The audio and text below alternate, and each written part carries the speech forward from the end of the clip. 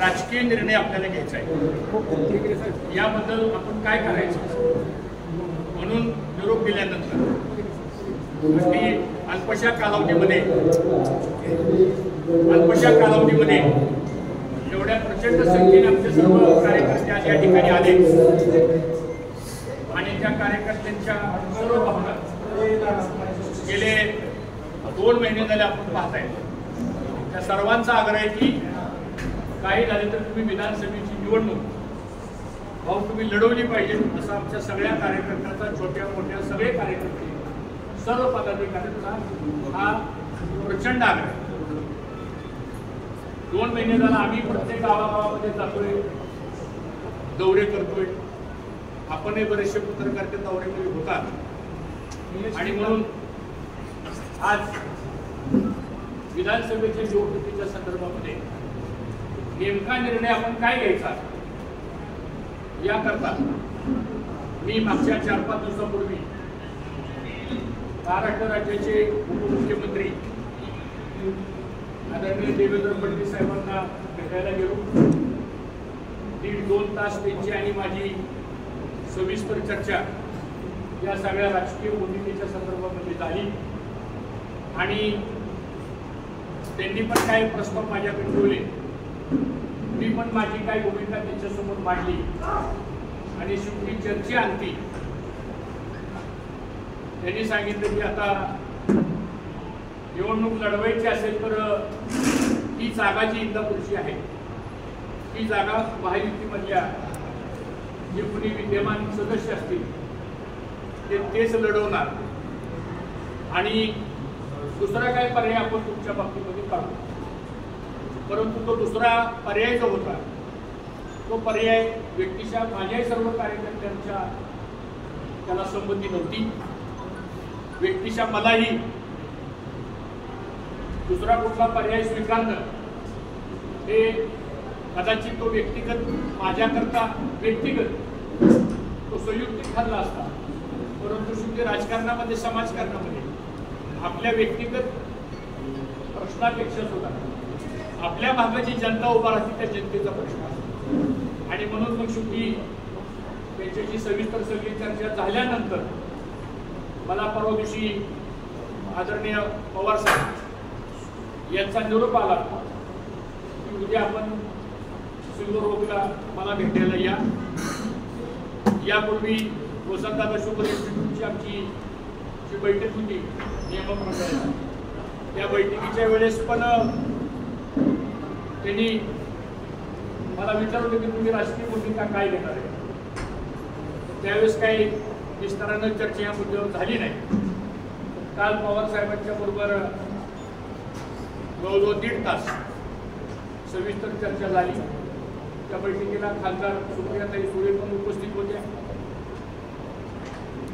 त्या पक्षाचे अध्यक्ष जयंतरावजी पाटील मिटिंगला असल्यामुळे फोनवरती त्यांचंही बोलणं झालं आणि मग पवार साहेबांनी सांगितलं की मी सगळ्या इंदापूर तालुक्याचा कामोसा घेतलेला आहे आणि मग तुमच्याही कार्यकर्त्याचा आग्रह असेल तर तुम्ही आमच्या पक्षात यावं, अशा प्रकारचा पवार साहेबांनी आग्रह धरला, खासदार सुप्रियाताईंनी आग्रह धरला आणि मग मी त्यांना सांगितलं साहेब ठीक आहे मला इंदापूरला जावं लागेल। आता सगळ्यांना एकदम तर काय लगेच सगळ्यांना एकदम बोलू शकत नाही आणि मग इथं आल्यावर सगळ्या कार्यकर्त्यांना विचारलं काय करायचं, तर आमच्या सगळ्या कार्यकर्त्यांचा आग्रह असायचा की आपण राष्ट्रवादी काँग्रेस शरदचंद्र पवार पक्ष यामध्ये आपण जावं, अशी सर्व आमच्या कार्यकर्त्यांचा आग्रह होता आणि मी आज आपल्यासमोर हे घोषित करतो की मी आणि आमचे सर्व कार्यकर्ते पदाधिकारी आम्ही सर्वजण राष्ट्रवादी काँग्रेस पक्ष शरद पवारांचा जो पक्ष आहे त्या पक्षामध्ये जाण्याचा निर्णय आज आम्ही सर्वजण या ठिकाणी जाहीर करतो की मी आपल्याला सर्वांना या आता हा निर्णय हा काही निर्णय माझा एकट्याचा निर्णय नाही आणि या संदर्भामध्ये मी भारतीय जनता पक्षाचे जे काही प्रमुख नेते महाराष्ट्रातले ज्यांचे त्यांच्याबरोबर आम्ही 5 वर्ष काम केलेलं आहे. त्यामध्ये रावसाहेब राजे पाटील साहेब असतील, राधाकृष्ण विखे पाटील व इतर आमचे काही भारतीय जनता पक्षाचे जे काही सहकारी होते त्यांच्याशी पण मी ह्या संदर्भामध्ये बोललो आणि त्यांना पण ह्या सगळ्या विषयाची मी कल्पना सविस्तरपणाने दिलेली आहे. आणि म्हणून हा निर्णय आज आपण या ठिकाणी जाहीर केला. तो करत असताना आज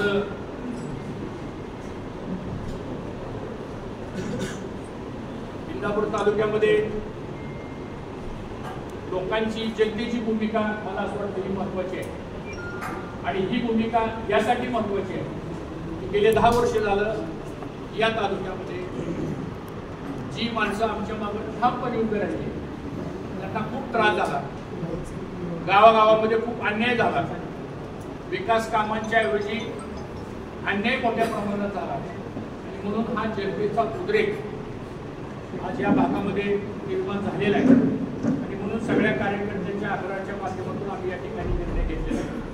आपल्याला माहिती कैलासवासी घोलप साहेब यांनी ह्या इंदापूर तालुक्यामध्ये विचाराचं राजकारण, विकासाचं राजकारण, सगळ्या जाती धर्मांना बरोबर घेऊन जाण्याचं राजकारण केलं. आणि तेच बालगृह आणि तेच संस्कार आमच्यावर आहेत. गेले 6 दशकापासून पवार कुटुंबियाचे आणि आमच्या कुटुंबियाचे व्यक्तिगत संबंध खूप चांगले आहेत. फॅमिली म्हणून व्यक्तिगत संबंध त्यांनी सांभाळले, व्यक्तिगत फॅमिली कुटुंब म्हणून आम्ही संबंध सांभाळले. त्याच्यात काही वेगळं सांगण्याची गरज आहे असं मला वाटत नाही.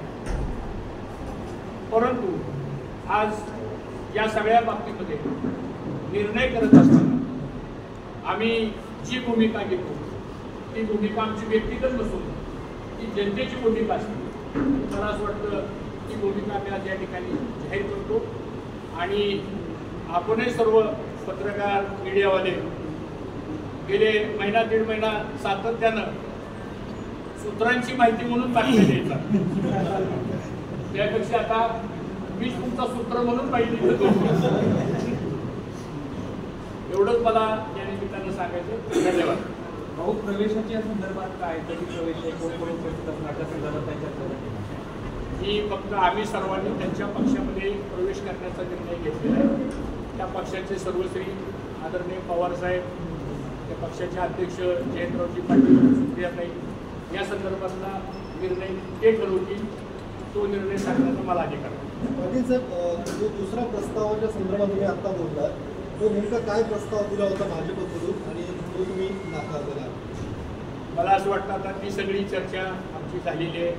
त्याच्यावर मला काही अधिक भाष्य करायचं नाही आणि त्याबद्दल मी कुठली भूमिका या ठिकाणी सांगू शकतो. तो विधान परिषदेचा प्रस्ताव होता का? No comments.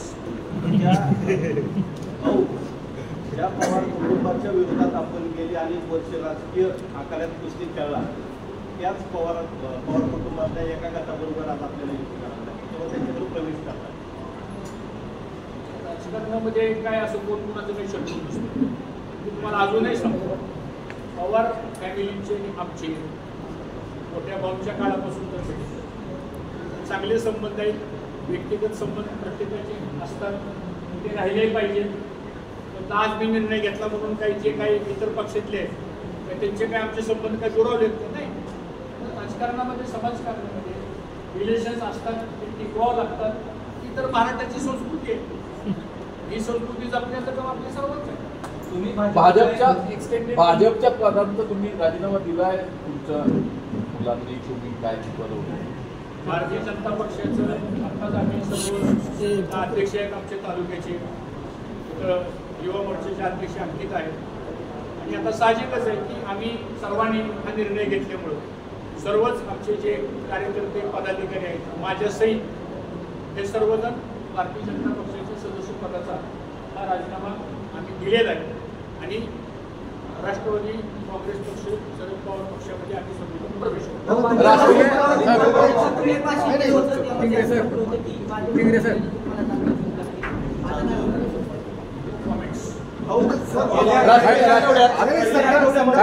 शरद पवारांच्या पक्षात पूर्वी असलेला इंदापूर मधला एक मोठा गट गेला होता आणि त्यांनी हर्षवर्धन पाटलांना घेऊ नका अशी स्पष्ट भूमिका मांडली होती. आता हा वेळ कसा घालवा याची काही मला कल्पना नाही. मला असं पक्षाचे प्रमुख ठरवले. राष्ट्रीय सहकारी साखर संघाचं अध्यक्षपद आहे.